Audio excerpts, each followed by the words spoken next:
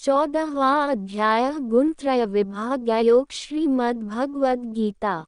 13वें अध्याय में क्षेत्र और क्षेत्रज्ञ के लक्षण बताकर उन दोनों के ज्ञान को ही ज्ञान कहा और क्षेत्र का स्वरूप, स्वभाव, विकार तथा उसके तत्वों की उत्पत्ति का क्रम आदि बताया।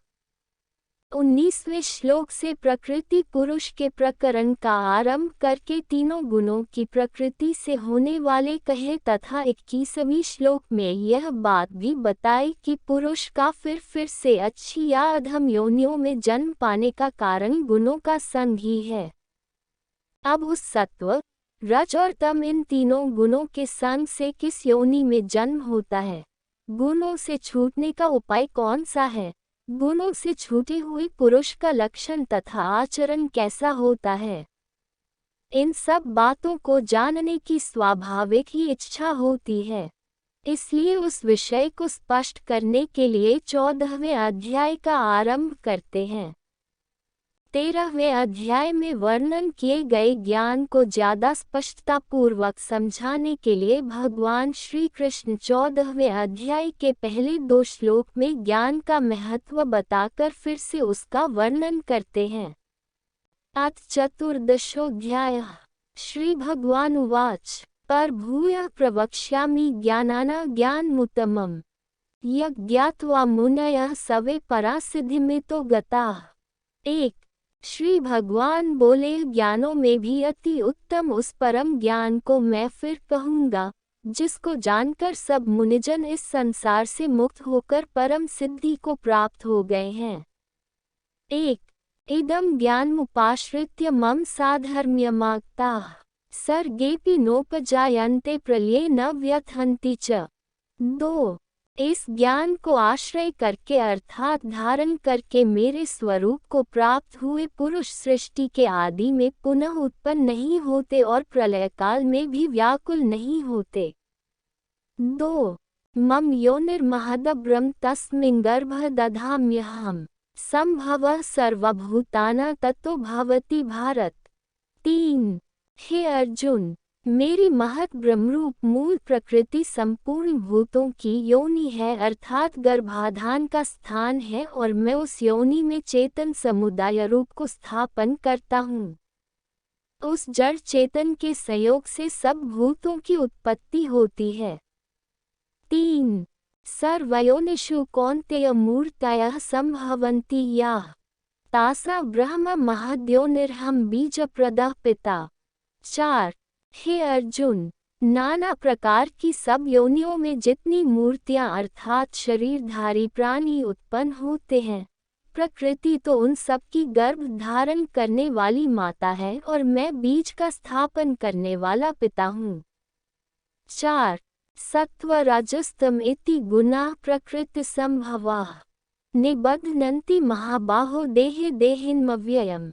5 हे अर्जुन, सत्वगुण, रजोगुण और तमोगुण ये प्रकृति से उत्पन्न तीनों गुण अविनाशी जीवात्मा को शरीर में बांधते हैं। 5 तत्र सत्व निर्मलत्वात् प्रकाशकं नाम्यम् सुख संगेन बध्नाति ज्ञान संगेन चांद। 6 हे निष्पाप, उन तीनों गुणों में सत्व गुण तो निर्मल होने के कारण प्रकाश करने वाला और विकार रहित है, वह सुख के संबंध से और ज्ञान के संबंध से अर्थात अभिमान से बांधता है। 6 रजो रागात्मकं विद्धि तृष्णासंस्मुद्भवम् तन्निबध्नाति कौन्तेय कर्म संगेन देहिनम्। 7 तमस्त्वज्ञानजं विद्धि मोहनं सर्वदेहिनां प्रमादास्यनिद्राभिस्तन्निबध्नाति भारत। 8 हे अर्जुन, राग रूप रजोगुण को कामना और आसक्ति से उत्पन्न जान, वह इस जीवात्मा को कर्मों के और उनके फल के संबंध से बांधता है। सब देहाभिमानियों को मोहित करने वाले तमोगुण को तो अज्ञान से उत्पन्न जान, वह इस जीवात्मा को प्रमाद, आलस्य और निद्रा के द्वारा बांधता है। 7 8 सत्वा सुखे संजयति रजः कर्मणि भारत ज्ञानमावृत्य तु तमः प्रमादे संजयत्युत। 9। हे अर्जुन, सत्व गुण सुख में लगाता है और रजोगुण कर्म में तथा तमोगुण तो ज्ञान को ढककर प्रमाद में लगाता है। 9। रजस्तमश्चाभिभूय सत्वा भवति भारत। रजः सत्व तमश्चैव तमः सत्व रजस्तथा। 10। हे अर्जुन, रजोगुण और तमोगुण को दबाकर सत्वगुण और तमोगुण को दबाकर रजोगुण, वैसे ही सत्वगुण और रजोगुण को दबाकर तमोगुण होता है अर्थात बढ़ता है। 10। सर्वद्वारेषु देहेऽस्मिन् प्रकाश उपजायते। ज्ञान यदा तदा विद्याद्विवृद्धं सत्त्वमित्युत। 11।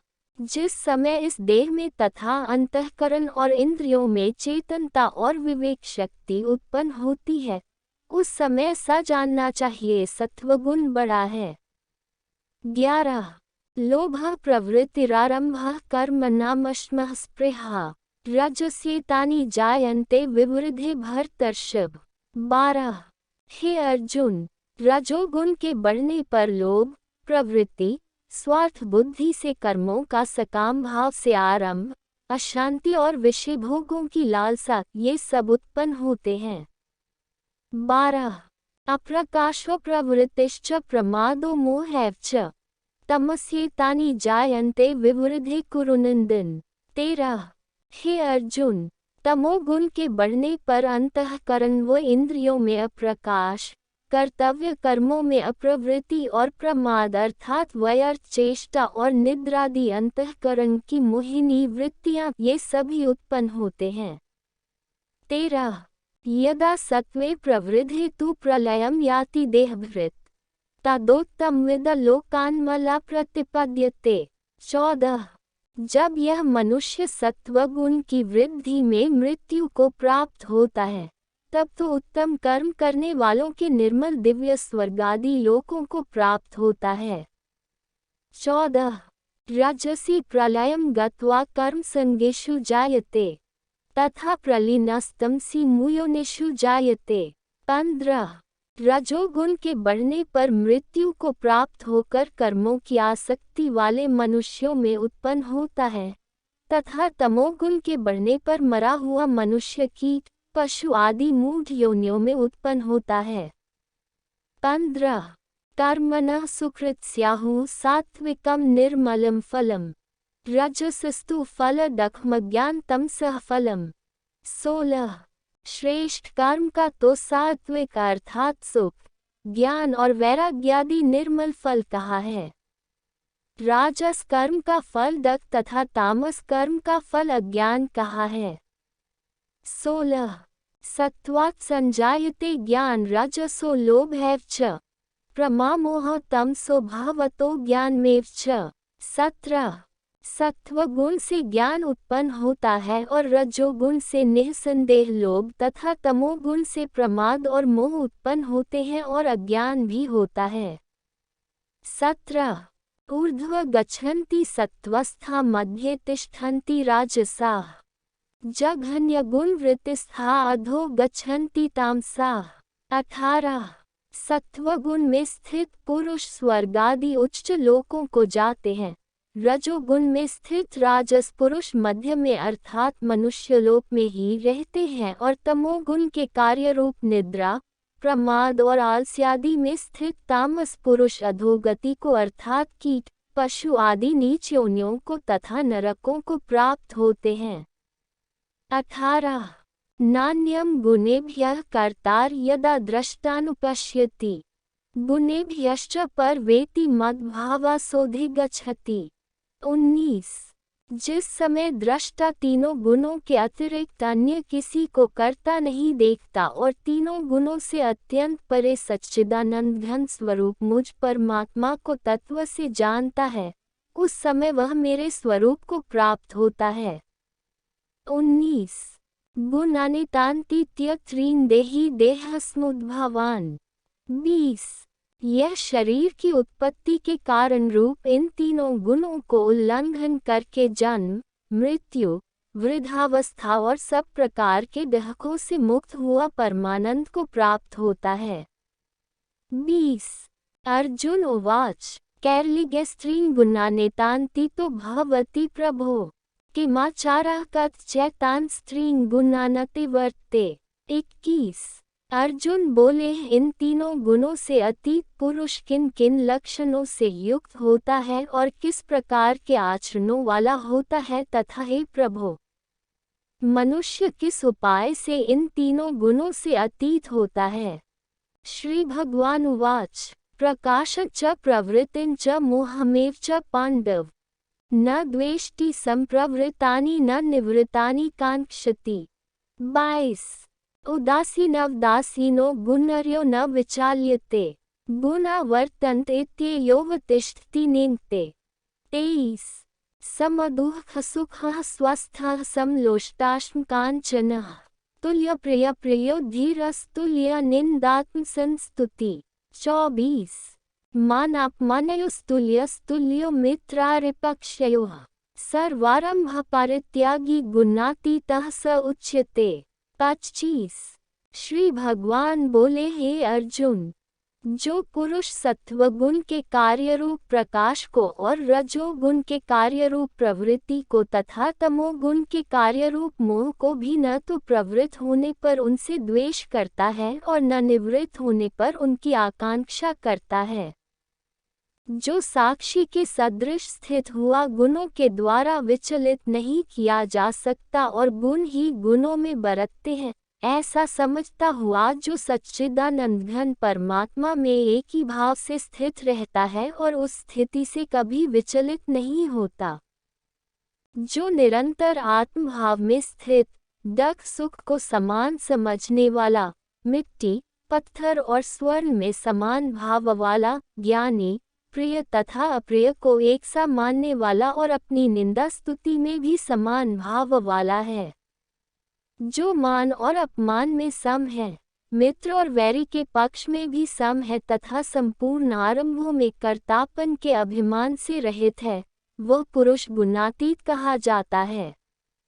22, 23, 24, 25। मां च यो व्यभिचारेण भक्तियोगने सेवते स गुणान समतीत्यायतान ब्रह्म भूयाय कल्पते। 26। और जो पुरुष अव्यभिचारी भक्ति योग के द्वारा मुझको निरंतर भजता है, वह भी इन तीनों गुणों को भली भांति लांघ कर सच्चिदानंद घन ब्रह्म को प्राप्त होने के लिए योग्य बन जाता है।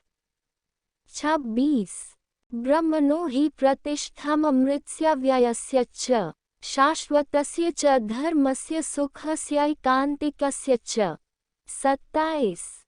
क्योंकि उस अविनाशी परब्रह्म का और अमृत का तथा नित्य धर्म का और अखंड एक रस आनंद का आश्रय मैं हूँ।